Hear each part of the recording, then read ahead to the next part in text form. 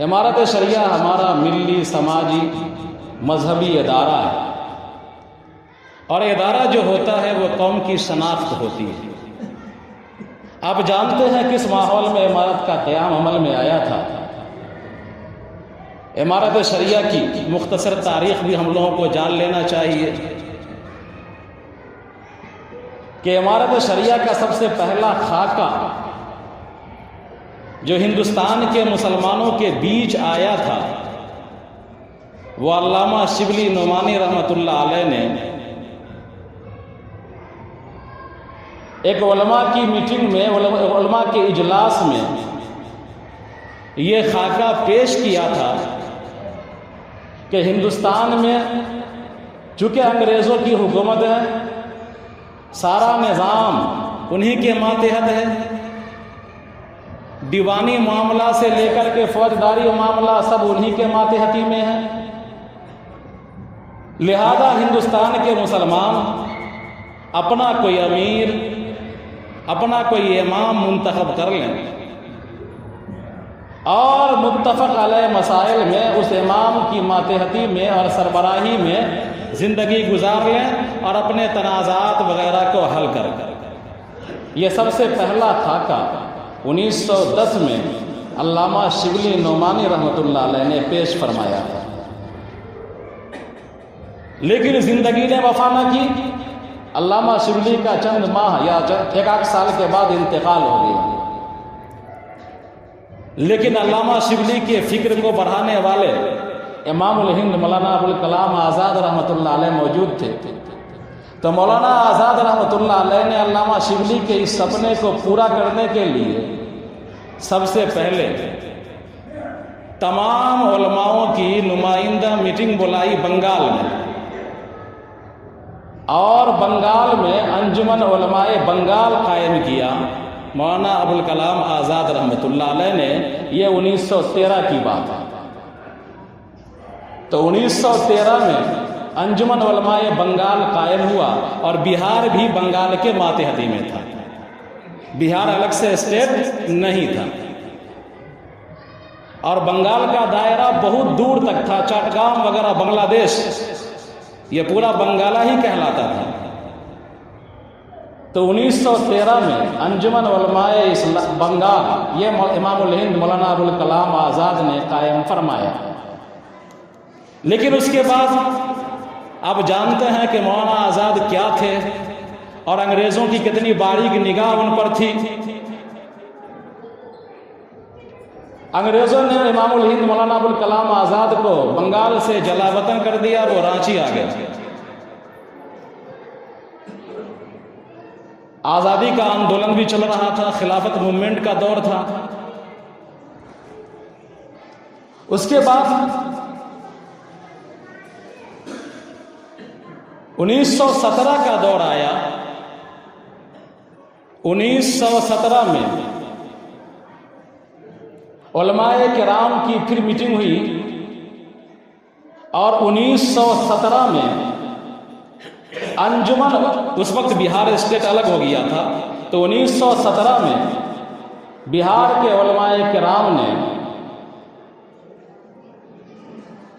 اور ملک کے تمام علماء کرام نے مل کر کے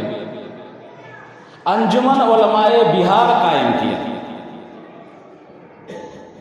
اور یہ انجمن علماء بنگال اور انجمن علماء بہار آگے چل کر کے 1919 میں جمعیت علماء ہند کے قیام کا ذریعہ بنا، اور 1919 میں جمعیت علماء ہند کا قیام عمل میں آیا ملک گیر سطح پر، اور اسی میں سے جمعیت علماء کی بہار شاخ بھی بنی، بہار یونٹ بھی بنی۔ لیکن باضابطہ ابھی وہ نظریہ جو علامہ شبلی نے پیش کیا تھا،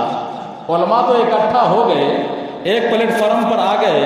لیکن باضابطہ ان کا کوئی امیر اور کوئی سربراہ نہیں بنایا گیا تھا، ایک امام الہند یا امیر الہند نہیں بنایا گیا تھا، گویا کہ امارت شریعہ کا قیام ابھی نہیں آیا تھا۔ لیکن 1921 میں پتھر والی مسجد کا جو محلہ ہے اسی محلے میں امام الہند مولانا ابوالکلام آزاد بھی تشریف فرمائے، ان کی صدارت میں پروگرام ہوا، اور بہار کے علماء نے اور ملک میں سے دور دراز کے سے آئے ہوئے علماء کرام نے امارت شریعہ بہار قائم کیا 1921 میں، اور پہلے امیر شریعت کے طور پر جس شخصیت کو منتخب کیا وہ خانقاہ مجیبیہ کے سجادہ نشین اس وقت کے حضرت مولانا شاہ بدر الدین رحمۃ اللہ علیہ تھے، وہ پہلے امیر شریعت منتخب کیے گئے۔ ان کے انتقال کے بعد شاہ محی الدین قادری خانقاہ مجیبیہ ہی سے وہ امیر شریعت منتخب کیے گئے۔ ان کے انتقال کے بعد خانقاہ مجیبیہ ہی سے شاہ قمر الدین رحمۃ اللہ علیہ منتخب کیے گئے۔ گویا کہ اول امیر شریعت، سیکنڈ امیر شریعت اور تیسرے امیر شریعت تینوں خانقاہ مجیبیہ سے ہوئے، اور پھر چوتھے امیر شریعت حضرت مولانا سید شاہ منت اللہ رحمانی رحمۃ اللہ علیہ بنائے گئے۔ آپ کے انتقال کے بعد پانچویں امیر شریعت حضرت مولانا عبد الرحمن صاحب بنائے گئے رحمۃ اللہ علیہ۔ ان کے انتقال کے بعد حضرت مولانا سید نظام الدین صاحب رحمۃ اللہ علیہ امیر شریعت بنائے گئے۔ ان کے انتقال کے بعد حضرت مولانا سید شاہ محمد ولی رحمانی رحمۃ اللہ علیہ امیر شریعت بنائے گئے، اور ان کے انتقال کے بعد موجودہ وقت میں جو امیر منتخب کیے گئے وہ انجینئر فیصل رحمانی صاحب دامت برکاتہم۔ تو یہ ہمارا ادارہ ہے امارت شریعہ۔ بہار کے مسلمانوں، جھارکھنڈ کے مسلمانوں، بنگال کے مسلمانوں کا یہ ملی ادارہ بھی ہے، سماجی ادارہ بھی ہے اور مذہبی ادارہ بھی ہے۔ ہر ادارے پر اتار چڑھاؤ آتا رہتا ہے، حالات سب کے سامنے ہیں، لیکن زندہ قومیں اپنے گھر بار کی فکر نہیں کرتی، اپنے مکانات کھیت کھلیان کی فکر نہیں کرتی، اپنے ادارے کی فکر کرتی ہیں، اپنے ادارے کو بچاتی ہیں۔ ادارے قوم کی شناخت ہوا کرتے ہیں، لہذا ہماری اور آپ کی بھی ذمہ داری بنتی ہے کہ امارت شریعہ کو آگے بڑھانے کے لیے، اس کو تقویت پہنچانے کے لیے، اس کے کاج کو، اس کے مشن کو آگے بڑھانے کے لیے تن من دھن سے ہم حصہ لیں، اور جب جو مطالبہ کیا جائے امارت سے اس مطالبے پر ہم آگے بڑھیں اور لبیک کہیں۔